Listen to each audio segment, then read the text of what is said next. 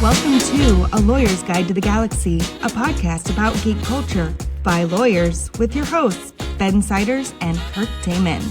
And welcome back to A Lawyer's Guide to the Galaxy, the podcast that asks interesting questions that don't have any answers, with your still quarantined host, Ben Siders, that's me, and Kirk Damon. We are doing part 2 of the edamame episodes, and I remember, by the way, how we got on that, because it's a podcast. And we have multiple beans or peas in a pod. And I think Kirk had originally said we should call them like the pea episodes, but I thought that didn't sound really great. So we came up with edamame instead. So that's why these are the edamame episodes. Anyway, so Kirk's got another segment he would like to do on one of his all-time favorite movies, Aliens. And so I'm just going to throw it over to him to talk about that. So Kirk, take it away. Okay, I'm back for another quick blurb here. Wanted to focus on one that I don't know what you guys may be aware of and stuff like that, but it's one that I think has some connection with our current world, but also sort of traditional sci-fi. And that is the fact that May 25th, 2020, which either is probably just before or just after the release of this particular short segment, is the 21st anniversary of the movie Alien. Now, I bring up Alien because I wanted to talk a couple things about it. And what I particularly wanted to talk about in conjunction with it is, one, my interaction with the movie, because it's actually a movie that I have a lot of real respect and connection with. And the second thing is a general sort of association of that movie in conjunction with fear and fear generally. So I want to go in just briefly with the idea of my connection with the movie and why I actually love the Alien franchise. I have for a very long time, but it's because of the fact and the way I got associated with it. So first thing is that I did not see Alien first. I actually saw Aliens first, the James Cameron movie. As opposed to Ridley Scott's Alien in the singular, the first one in the franchise. I actually saw it in high school. I had not seen, for the most part, any kind of real horror movies. And as a general thing, I would not necessarily classify Aliens, again, James Cameron's version, as a true horror movie. To me, it's much more of sort of an action-adventure type of movie. Alien, I think without any question, the Ridley Scott version is, without any question, a horror movie. And so it's one of those things where, I hadn't really seen it. I hadn't seen much action-adventure. I actually saw very few movies in theaters growing up as a kid. Most movies I saw were on television. This is obviously the days before VCRs and DVDs and all that. So you had to wait till they were released on TV. And the movies I saw, obviously any movie I saw that was particularly, concerning of what it could be shown on TV was obviously edited for TV. So a lot of the movies I saw were not in the full versions. And the other thing about it was we just simply didn't go see many movies. And to the extent we did not see many movies that would be classified as any form of action adventure, and definitely not horror movies. I think a lot because my parents were worried about, what my reaction to them would be, and also because they didn't want to see them. But I did see it in high school. I actually saw Aliens at a friend's house. We were in the process of doing a project, interestingly enough, for my German class. We had to make a commercial, and our commercial was going to be for Pepto-Bismol, and we were going to use the Aliens chest burster as part of our your stomach hurts arguments for our German class. Now, we of course thought this was hilarious at the time, being high school boys. I'm not sure our teacher thought it was that good. But anyway, that was my first exposure to it. My friend actually had it on a Laserdisc. So not DVD, not VCR, but back in the days of Laserdisc. So we used it to transfer scenes over, which we then voiced over in conjunction with German footage, I think based upon other things on the show, would that be constitute fair use? I'd like to think it's for an educational purpose, but in any case, that was sort of what we did. But in the end, we ended up watching quite a lot of the movie, which I hadn't seen, because of the fact that he had it. Now, one of the key things to keep in mind the first time I saw Aliens, I did see the Laserdisc version. For those of you who are aware of the differences between it, that meant that the version I saw had the sentry guns in it. So the first time I saw it, it had that scene. And actually the first time I saw it after having seen it at my friend's house, I really wondered what had happened to that scene, why that scene was not there, because I distinctly remembered it. I thought it was one of the better scenes in the entire movie. But anyway, it's, at least for building tension. But anyway, I wanted to sort of mention the fact that was, a lot of the connection I had with it, because I saw that, and it was one of the first movies I ever saw that truly scared me. The alien in Aliens to me was utterly terrifying. The idea of what it was, what it became. And again, I saw it in what I think is more of an action adventure movie than in the true horror movie, which was Alien. But in any case, I then wanted to go back and I obviously wanted to see Alien. I did see it shortly thereafter. I can't remember exactly. I think I rented it on a VCR tape at some point in time, either probably still in high school or shortly after I went to college. But anyway, that was a lot of sort of the connection that I had in conjunction with the movie. And so I really look back at it as one of the few movies, and definitely one of the first movies to truly scare me. I've watched a number of horror movies. I enjoy horror as a genre. As I tell people sort of in conjunction with it, I'm not a big fan of slasher movies, mostly because of the fact that I find them to be a bit boring, but I definitely like them when they're well done. Some of them I think are very well done. I have not seen a lot of the classics. I've never seen the original Friday the 13th, for example. So I've never seen the original Halloween, classic horror movies. I've never seen it, but I've seen many, I would say almost even more classics of horror movies in the course of doing it. So anyway, that's sort of been my take in conjunction with, Alien and Aliens as being this sort of first movie. But like I said, I saw a lot of the classics. I've seen like the original Wolfman, the original Dracula. Many of, I think, sort of the old monster movies have a real horror to them that modern horror movies don't have. And it comes down to, and I think it's a great comment, in interviewing sort of, Ridley Scott and talking a lot about, why is Alien so scary, is the concept with it is you don't really know what the alien is. And again, having seen them in the wrong order, I knew what the alien was. I knew what the chestburster was. I knew how the aliens worked, what they grew up into. I'd sort of seen everything beforehand. So, seeing Alien, didn't have to me the element of surprise that I think a lot of the original cohorts sort of goers go.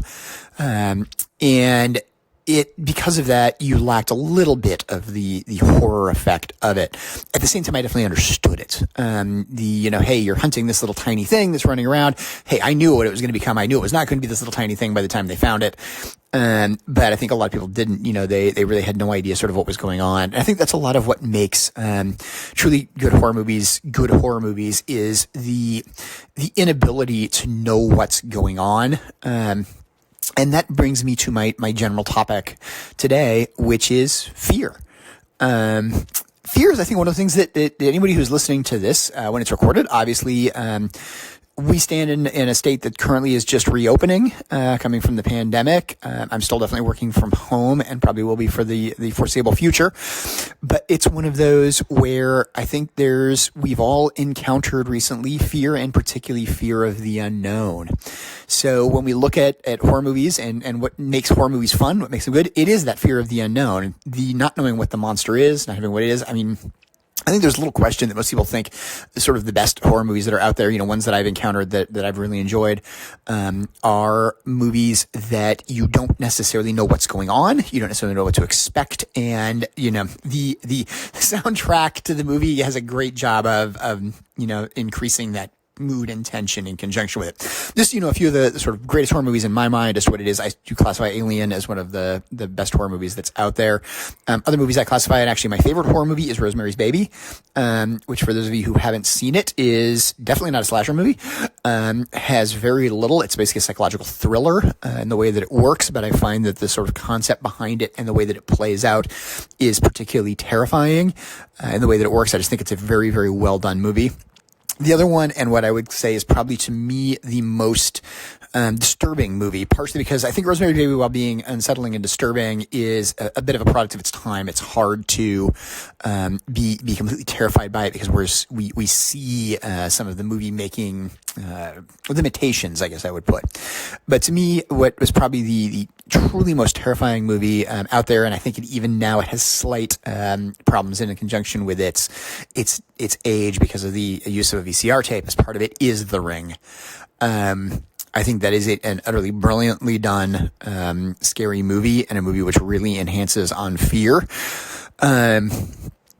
to me, it's sort of a perfect presentation of how to both, one, completely creep the audience out at times. As I think anybody who's seen the movie, I would simply say the scene with the fly. Everybody knows exactly which scene I'm talking about.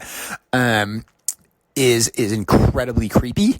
The monster in it is definitely left off screen, and it's scary, and it's well done.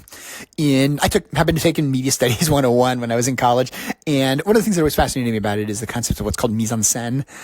Mise en scène is what occurs on screen versus what occurs off screen. So the idea of, actions which occur, that the characters encounter but do not occur in conjunction with what you actually see on the screen. So them looking off screen at something which you don't see allows you to fill in what are they looking at.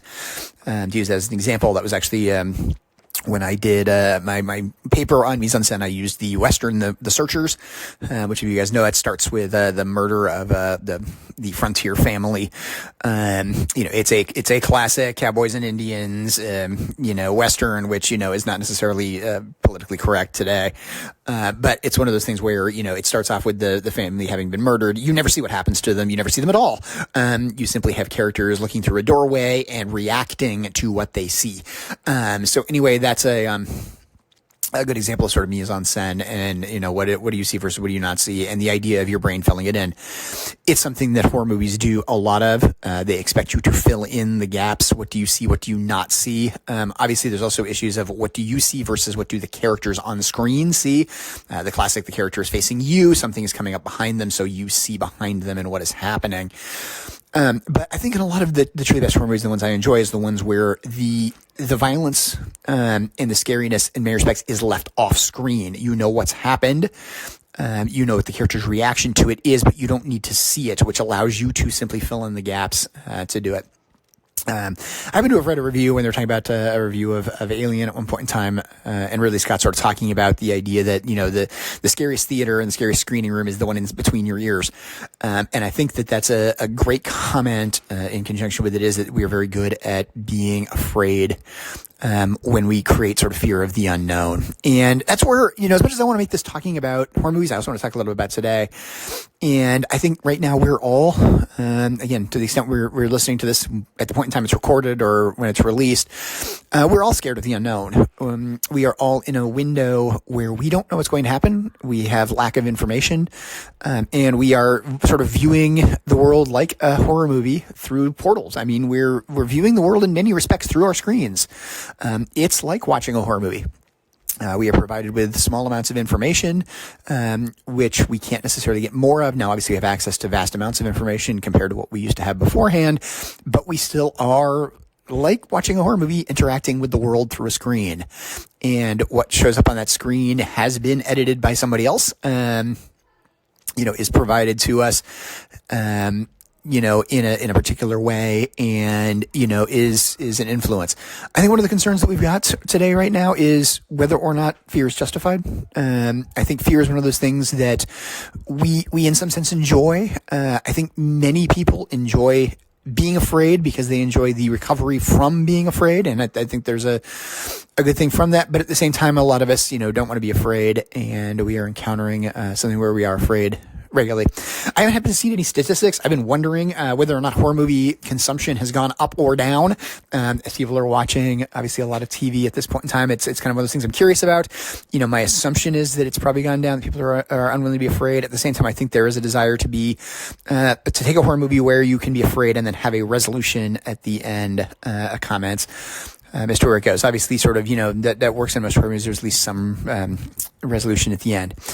But anyway, that's what I just want to talk about briefly. I want to talk about this idea of fear, and sort of point out the idea of horror movies. It's something I wouldn't mind getting into a little bit more at some point in time in the future, but I think it's a difficult thing to talk about because it's one of the things where when we start talking about what makes us afraid, what are we afraid of, and things like that, we reveal a vulnerability that in itself is scary. And so I want to talk about it briefly, go into this idea behind it. I think it's an interesting topic, and again, sort of talk about it. Find out from any of you guys if you happen to have any horror movies you recommend. Again, if you happen to be getting into sort of, horror movies or looking for good ones to see and you haven't seen many, I definitely would recommend Alien, and watch them in order. I think without it, I think there are redeeming qualities to Alien 3. I know a lot of people can't stand it. It's what it is. I think it has good moments. I think it has some real bad ones too.